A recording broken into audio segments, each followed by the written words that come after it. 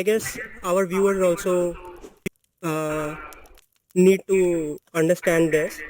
तो it's like कि हमारा एक्सआर का जो इकोसिस्टम है, राइट? राइट। कि तो उसको कैसे समझें कि लाइक किसी भी एक प्लेटफॉर्म पे जाने के लिए आपको पता होना चाहिए कि आपको क्या हार्डवेयर यूज़ करने हैं, आपको क्या एब्सोल्युटली। सॉफ्टवेयर यूज़ कर रहे हैं, आपको क्या सॉफ्टवेयर यूज़ एब्सोल्युटली। करने हैं, और कौन कौन से ऑप्शंस अवेलेबल हैं किसी भी प्लेटफॉर्म के लिए, राइट? तो सो इस पे यार अगर आप कुछ बताना चाहें हमारे व्यूअर्स को। बिल्कुल बिल्कुल। So let's talk about XR ecosystem कि इकोसिस्टम में क्या क्या है। हम्म। सो एक्सआर इकोसिस्टम में बहुत सारे प्लेयर्स हैं, छोटे प्लेयर्स, बड़े प्लेयर्स, हम्म। और हर एक के लिए अपनी अपनी जगह है। ठीक है। So everything starts with the hardware manufacturers. वो सबसे टॉप पे आते हम्म। हैं, वो आपका एक्सआर को इनेबल करते हैं एक हार्डवेयर बनाकर एक्सआर का। जैसे कि ऑक्लस हो गया और HTC Vive हो गया, पीको हो गया, ये सभी लीडिंग हार्डवेयर मैन्युफैक्चरर्स कंपनी है। उसके बाद आते हैं सॉफ्टवेयर। सॉफ्टवेयर में भी ऑपरेटिंग सिस्टम सबसे टॉप पे होता है जो यही मैनेज करते हैं, यानी कि ऑक्लस, HTC। बट इसके अलावा कई अलग तरीके के गेम्स, ऐप, वो भी सॉफ्टवेयर के अंदर आता है, जिन्हें थाउजेंड्स ऑफ कंपनीज जो है ऑलरेडी इस पे काम कर रही हैं।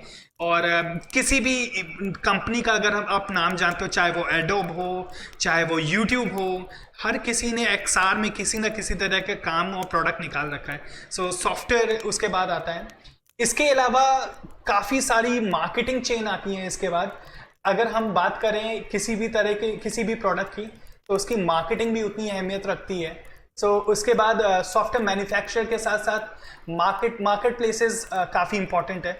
मार्केट प्लेसेस एंड मार्केटिंग अलग अलग है। मार्केट प्लेसेस बेसिकली जो छोटे वेंडर्स हैं, जैसे कि आप एक सॉफ्टवेयर बनाया ऑक्लस ने, पर आप खुद भी ऑक्लस के लिए सॉफ्टवेयर बना सकते हो। तो उसके लिए मार्केट प्लेसेस होती हैं जहाँ पे आप अपना सॉफ्टवेयर बेसिकली डालते हो। ये प्ले स्टोर्स की तरह से काम करते हैं। जैसे आप प्ले स्टोर जानते हो, ऐप स्टोर जानते हो, वैसे ही मार्केट प्लेसेस होती हैं, हम्म। जैसे कि ऑक्लस स्टोर या फिर क्वेस्ट। साइड क्वेस्ट जो है इस समय सबसे पॉपुलर मार्केट है, और इस पे इस समय रिव्यू अच्छा हो रहा है, और मतलब बहुत आसानी से कोई भी पब्लिश करे जा सकते हैं प्रोडक्ट्स, जो भी छोटे छोटे डेवलपर्स हैं।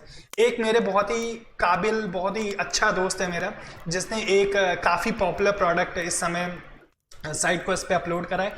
जल्दी वो एक्सआर पॉडकास्ट पे भी आ गया। उसने VR पार्किंग सिमुलेटर जो है एक बना के साइड क्वेस्ट पे डाला है। इस तरीके के और ओके। इंडिया से उसे काफ़ी ज़्यादा नाम मिल रहा है। I'll definitely invite him as well on the show. Vineet is his name. I'll definitely invite his and introduce his company to everyone.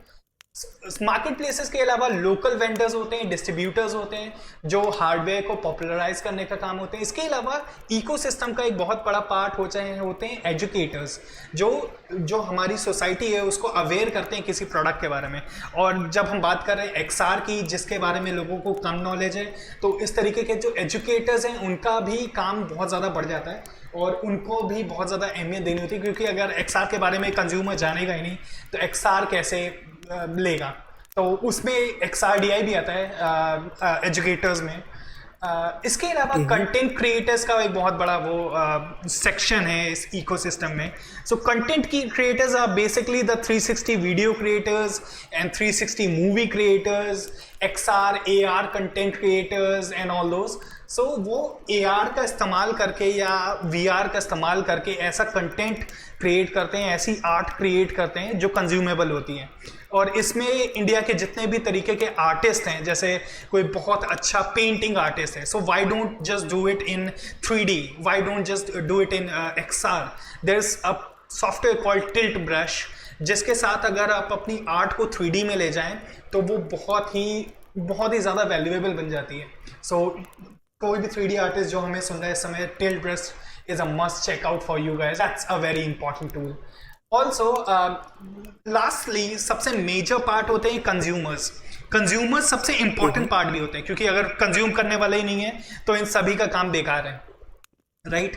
तो ओके। कंज्यूमर्स या को एक चीज समझनी चाहिए कि उनकी पावर कितनी है। अगर ज्यादा लोग किसी चीज के बारे में एक्साइटेड होते हैं, फॉर एग्जांपल 1 बिलियन लोग अगर इस समय VR के बारे में एक्साइटेड हो जाएं, यू विल सी कि जो हार्डवेयर क्रिएटर और से लेकर जितनी भी इकोसिस्टम चेन है वो सभी इससे रिलेटेड काम करने लग जाएंगे, क्योंकि कंज्यूमर एक्साइटेड है। कंज्यूमर के बीच में जैसे हम कहते हैं बज, तो वो बज है कंज्यूमर में इस चीज़ का।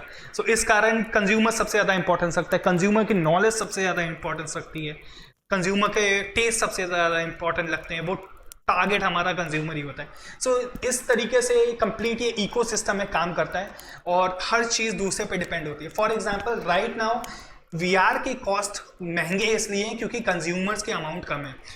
सो कॉस्ट एंड डिमांड, इसमें काफ़ी R&D वगैरह का भी खर्चा है।